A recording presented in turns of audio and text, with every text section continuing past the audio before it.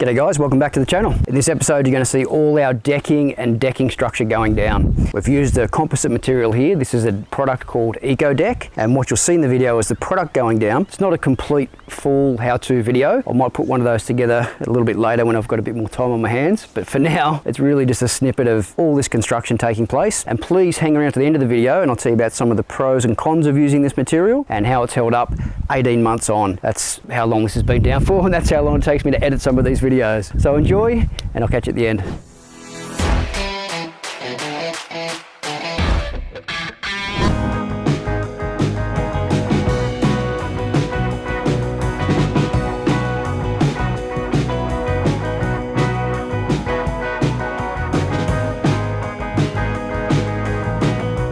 Alright, so we've got the bulk of the deck framing done now. What we're going to do is go around and set up for our stair slash seat that wraps around this whole structure.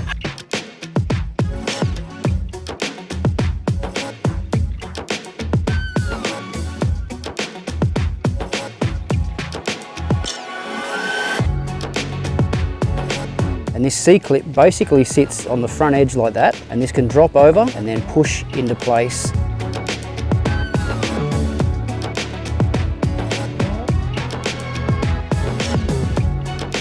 You can see that I've done the return board here. And another thing you can see here is I've decided to do my corner here on a 45.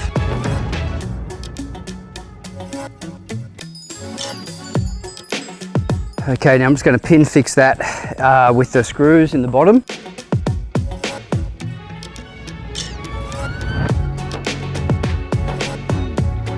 So what I need to do still to finish this off is put a little timber on this side on the deck and another little piece of timber here, so that way these boards have just got something to sit on this end here.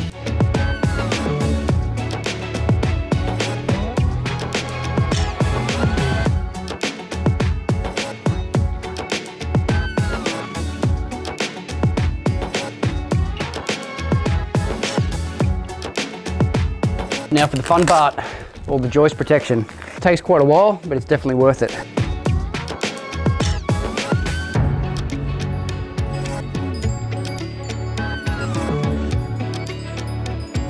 And now the trick to this is just getting those opposing 45s just to leave about 2 mil, a mil or maybe 2 at the most, of vinyl still left on so that it'll fold on itself. Give it a heat and then you should be able to bend it up and around.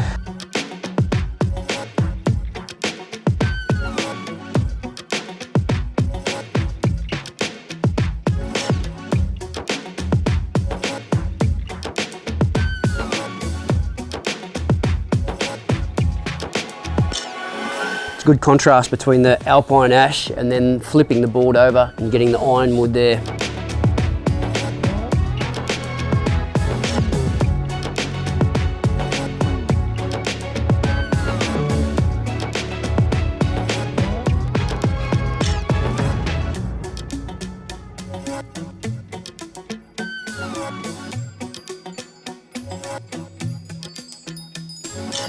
So now all I have to do is put down the joist protection, a little bit of blocking around the edges to take our perimeter board, our change of direction pattern, and then lay all these boards, cut around the downpipe, and this one's completed.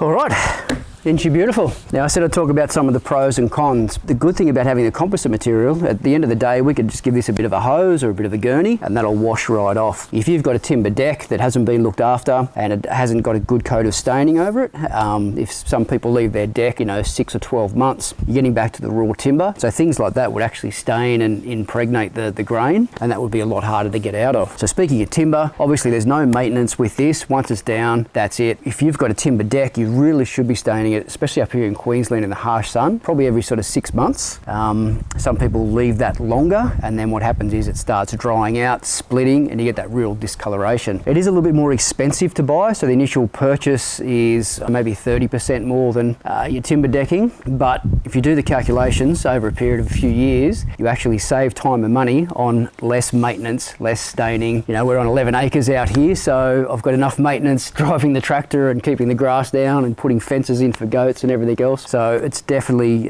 for me, set and forget, which I love. Also like the colour contrast, where we put that border around it. With timber, you can't really do something like that. Just gives it a bit of pop, a bit of colour to the house, which kind of matches our gutter, that external sort of board that we've put down there. So yeah, some of the pros, some of the cons. Another pro, I guess, is, you know, again, hard wearing. We've had our goats escape from over in there, and we've woken up one morning and they've been running all over the deck, you know, no hoof marks, there's been poop all over it, and again, we can just wash it off. So that's been a good thing. Some of the cons, depending on how you lay it, some miters you need to be careful with and how you actually join the boards. Another good thing I like about it, obviously it's got the concealed fixings as well. So you don't see those screw marks. With timber decking, a lot of it is top fixed. And again, over time, with weather and water that can get in, sometimes you see a bit of splitting around some of the screw marks, depending on how that goes in. Timber, being a natural product, can warp and cup. You see that a lot, especially with the wider boards. If you get a big 140 wide board, it's been down in the hot sun for a while, and it still will, depending on what part of the log it's been sawn from. If it's back sawn, quarter sawn, there's all different parts of the tree that these timber decking can come out of, and that can cause it to cup more than other boards. Like I said, pros and cons. I love timber. The natural look is beautiful, but for me, just the maintenance, I wasn't up for it on this job. I'll give you a bit of a look around and show you some of the things, maybe some of the spots where it is wearing a little bit, and it's probably more my fault by the way it's been installed, and I'll show you one of those spots now.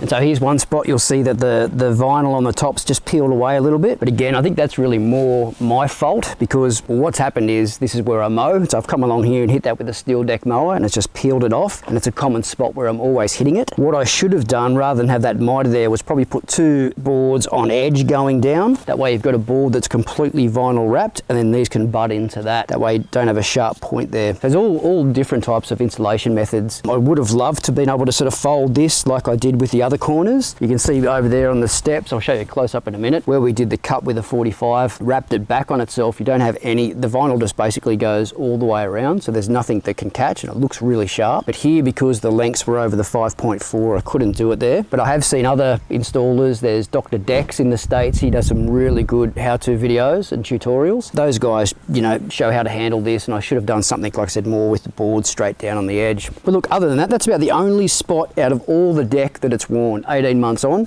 And again, probably user fault for installing it this way, and also catching it with the lawnmower. But other than that, there's no dings. People were trying to warn me when I first purchased this, oh, it's going to dent, you know, high heels will, you know, put holes in it and everything else. I don't know where they get the bad experiences from, but this has had an absolute beating from our dogs, our goats, 2 kids, skateboards, bikes, everything. And other than this spot here, it's held up really well. Very, very happy with it. All right, there you go. You got to see our deck go in. Now, Paul behind us in the previous episode. So we're coming towards a pointy end of the job where a lot of the works are starting to get finalised now. There'll still be a few more videos to come with things like our pool cabana. We're doing some chicken coops and goat enclosures and all sorts of things, but we're getting towards a pointy end of the job now. We're running out of money, so it's it's always, these projects will take a little bit longer than usual. But anyway, hope you've enjoyed following along, guys. If you've liked the video, please give it a thumbs up. Don't forget to subscribe if you're new, and follow us on all our socials as well. All right, till next time.